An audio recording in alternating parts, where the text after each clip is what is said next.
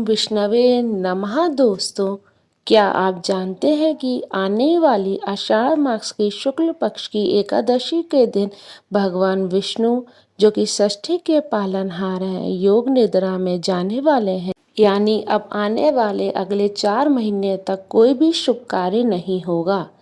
इस एकादशी को देवशयनी एकादशी या हरिशयनी ग्यारस भी कहते हैं। नमस्कार दोस्तों, बहुत बहुत स्वागत है आपका अपने चैनल तीरथ पर।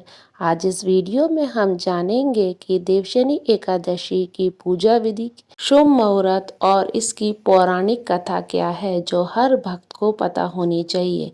यदि वीडियो में दी गई जानकारी आपको अच्छी लगे तो वीडियो को लाइक और चैनल को सब्सक्राइब करना ना भूलें। दोस्तों, देवशयनी एकादशी या आषाढ़ी एकादशी के दिन भगवान विष्णु योग निद्रा में चले जाते हैं, जिस कारण षष्ठी का संचालन भगवान शिव करते हैं। माना जाता है इस पावन दिन भगवान विष्णु और माँ लक्ष्मी की पूजा और व्रत करने से जीवन के समस्त कष्टों से मुक्ति मिलती है, सुख समृद्धि आती है और समस्त मनोकामनाएं पूर्ण होती हैं। आइए अब जानते हैं साल 2026 में देवशयनी एकादशी कब है। साल 2026 में उदय तिथि के अनुसार देवशयनी एकादशी 25 जुलाई 2026 को मनाई जाएगी और व्रत का पारण अगले दिन 26 जुलाई 2026 को सुबह 5:39 बजे से लेकर 8:22 तक किया जाएगा। आइए अब जानते हैं देवशयनी एकादशी की पूजा विधि। सुबह जल्दी उठकर स्नान आदि से निर्वृत्त होकर स्वच्छ वस्त्र, हो सके तो पीले वस्त्र धारण करें। अपने पूजा स्थल को गंगा जल से पवित्र करें। भगवान विष्णु की मूर्ति या चित्र स्थापित करें।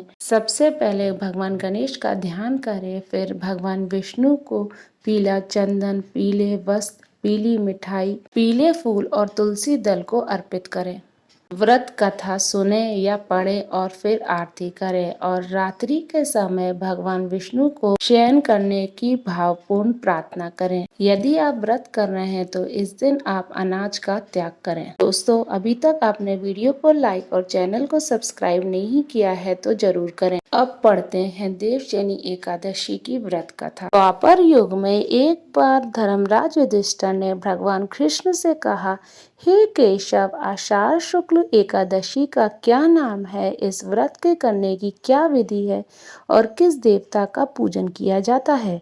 तब भगवान श्री कृष्ण कहने लगे, हे युधिष्ठिर, इस कथा को ब्रह्मा जी ने नारद जी से कहा था, वही मैं तुमसे कहता हूँ। एक बार देव ऋषि नारद जी ने ब्रह्मा जी से इस एकादशी के विषय में जानने की उत्सुकता प्रकट की। तब ब्रह्मा जी ने जो बताया वह मैं तुम्हें बताता। सतयुग में मंदाता नामक एक चक्रवर्ती सम्राट राजा राज करते थे।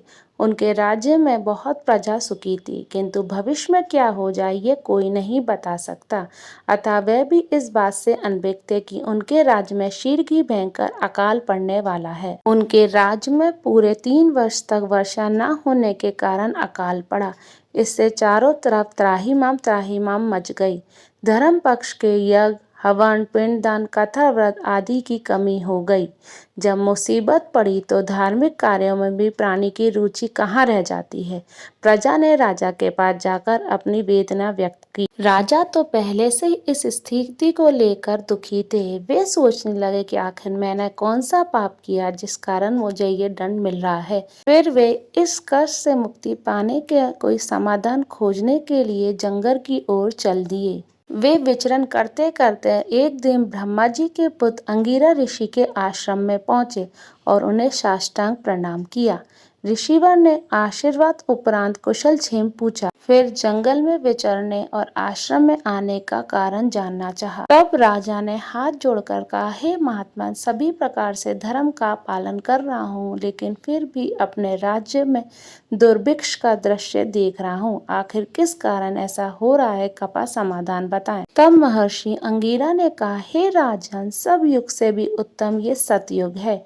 इसमें छोटे से पाप का भी बड़ा भयंकर दंड मिलता है। इसमें धर्म अपने चारों चरणों में व्याप्त रहता है। ब्राह्मण के अतिरिक्त किसी अन्य जाति को तप करने का अधिकार नहीं है, लेकिन आपके राज्य में एक शूद्र तपस्या कर रहा है।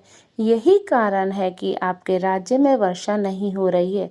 जब तक वह काल को प्राप्त नहीं होगा तब तक ये दुर्भिक्ष शांत नहीं होगा। दुर्भिक्ष की शांति उसे मारने से ही संभव है। तो राजा का हृदय उस निरपराध शूद्र को मारने को तैयार नहीं था। उन्होंने कहा, हे देव, मैं उस निरपराध को मार दूं, ये बात मेरा मन स्वीकार नहीं कर रहा है। कृपा करके आप कोई और उपाय बताएं। तब महर्षि अंगिरा ने बताया कि आषाढ़ मास के शुक्ल पक्ष की एकादशी का व्रत करें। इस व्रत के प्रभाव से अवश्य ही वर्षा होगी। राजा अपने राज्य की राजधानी लौट आए और चारों वर्णों सहित पद्मा एकादशी का विधि पूर्वक व्रत किया। व्रत के प्रभाव से उनके राज्य में मूसलाधार वर्षा हुई और पूरा राज्य धन धान्य से परिपूर्ण हो गया। हे भगवान विष्णु, जैसा आपने राजा पर कृपा करी वैसे सब पर कृपा करना। इति श्री देवशनि एकादशी कथा समाप्ता।